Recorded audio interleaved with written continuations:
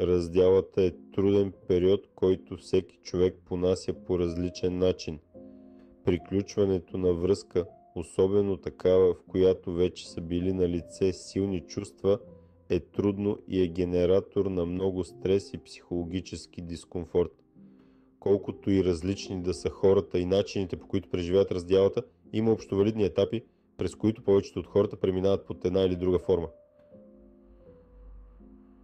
Раздялата може да разтърси влюбения в продължение на седмици, месеци и понякога дори години. Но нейните етапи не се различават от тези, които включват процеса на скръб след смърт на близък или друг вид загуба.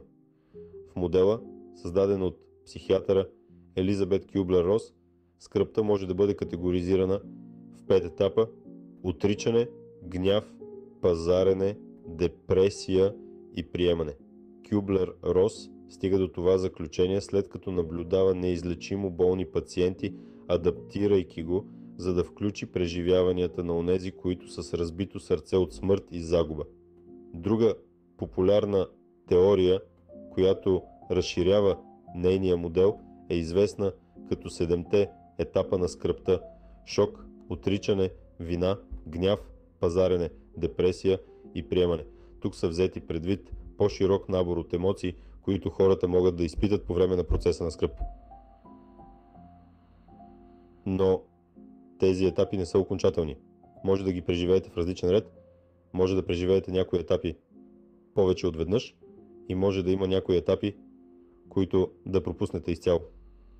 Позволете си да преминете през всеки от тези етапи. Дори когато ви е трудно да ги понасите, един ден ще осъзнаете, че сте продължили напред.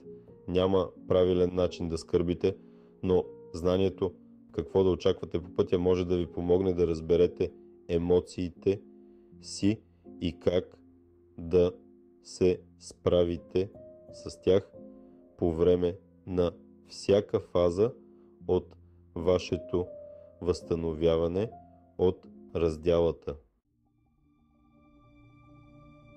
Етап на отричане. Етапът на отричане е много по-забележим при хора, които са били оставени. Отричане на реалността и случилото се. Проявява се в първия момент и служи, за да ни предпази от шока и евентуални последствия за мозъка.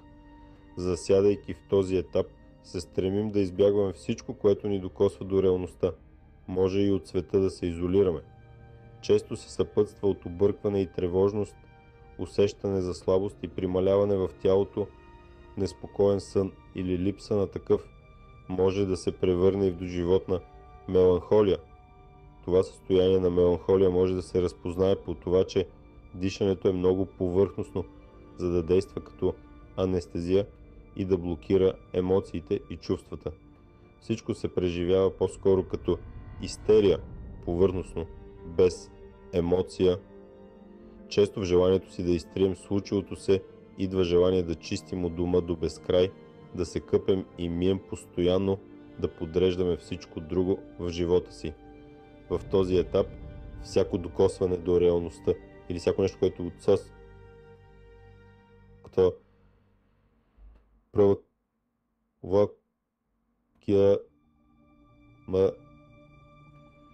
das да целплоп емоция ни води към втория етап. Етап на силен гняв. Гняв от разочарование, че събитието се е случило и нищо не може да се направи, за да се върне времето назад.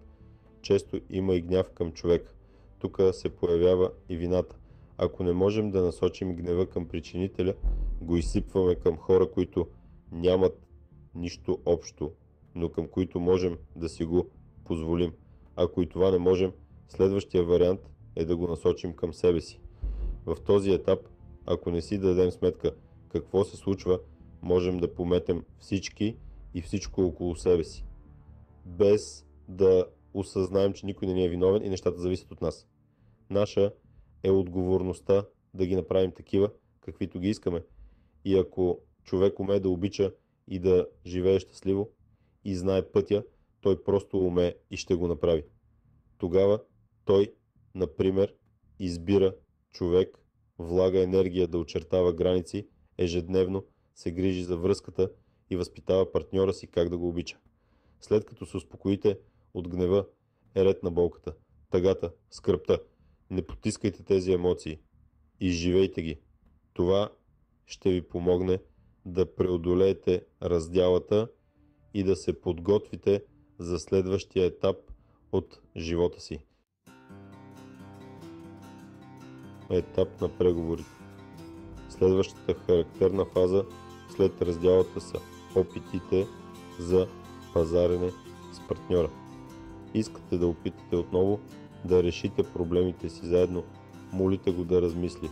Ако вие сте прекратили връзката ви, а след това сте съжалили, опитвате се да направите всичко възможно да се сближите отново с партньора си, но удряте на камък. Сценариите са много и различни, но тази фаза също е много типична за разделите. Мечтаем си, че може да сключим сделка и да обърнем процеса по някакъв начин. Тази възможност се развива в фантазията ни. Жените ще си сложат силикон филъри, мъжете ще сменят стила си на обличане, прическата, ще ходят на фитнес, ще си правят селфита и ще качват във Фейсбук, ще снимат секси фотосесии, голи фотосесии или ще намерят вариант да се спазарят с съдбата. Ще бъдем добри, ще станем вегани, суровоядци или ще гладуваме по еди коя си програма, която е уникална и са открили нещо иновативно, неоткрито до сега. Ще отидем да живеем на село. Може да започнем да играем хазарт, билетчета, тото. Всичко, което може да ни помогне да прескочим отговорността и усилията. Проблемът е, че по същество се обвиняваме за раздялата, когато тя не е само наша отговорност. Защо преминаваме през този етап? Оставаме с надеждата, че като предприемем драстични мерки, вероятно дори обещавайки да променим себе си като личност, има шанс за помирение и сме повече от готови да направим всичко възможно, за да си върнем любимия, без значение от цената. Този етап може да ни подтикне отчаяно да се свържем с бившия си, с всякакви големи обещания да бъдем или да се държим по-добре. Разбира се, реалността е, че и двамата сме отговорни за успеха или провала на връзката ни. Етап на болка и депресия. Този етап е най-тежкият. Етапът на смазващите празнота, болка и депресия. Етапът на осъзнаването на случилото се. Той често води до загуба на смисъл и посока. Загуба на собствения ни образ, който сме имали за човека или ситуацията. Това е равносилно на загуба на част от себе си. Тук е важно да се обърнем навътре и да се подредим. Кой съм, къде съм, какво искам от живота, какви ресурси имам, за да тръгна и да надграждам, да запълвам празнотата, която усещам. Откъде да започнем?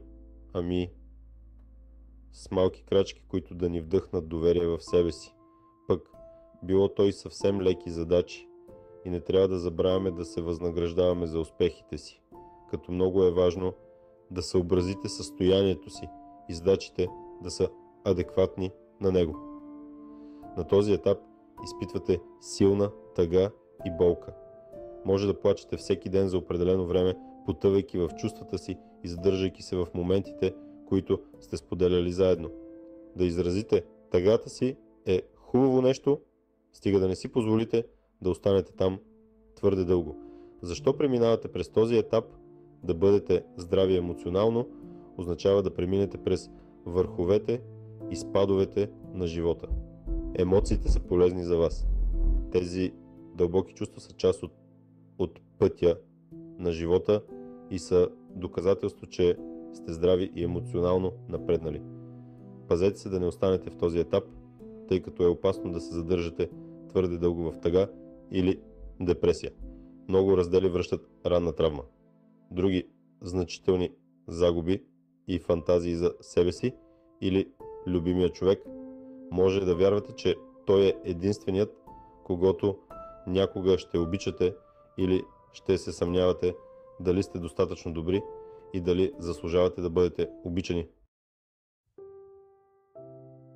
Етап на приемането.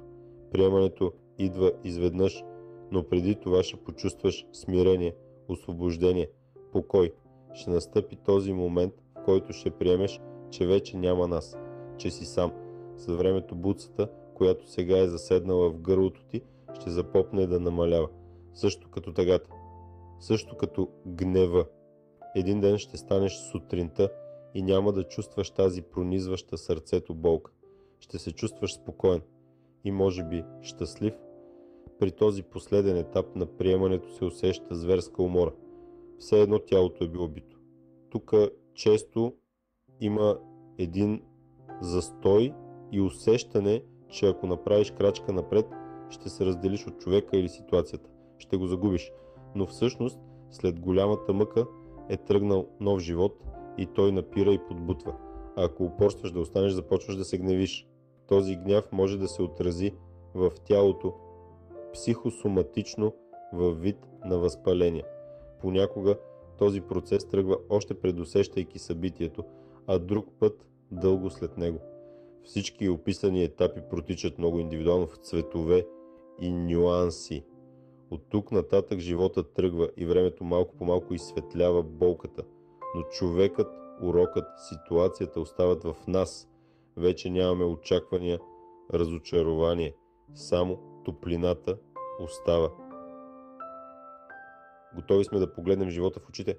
Реалността ни е дала опора, дошла е и мотивацията да се променяме, да растем и да се споделяме.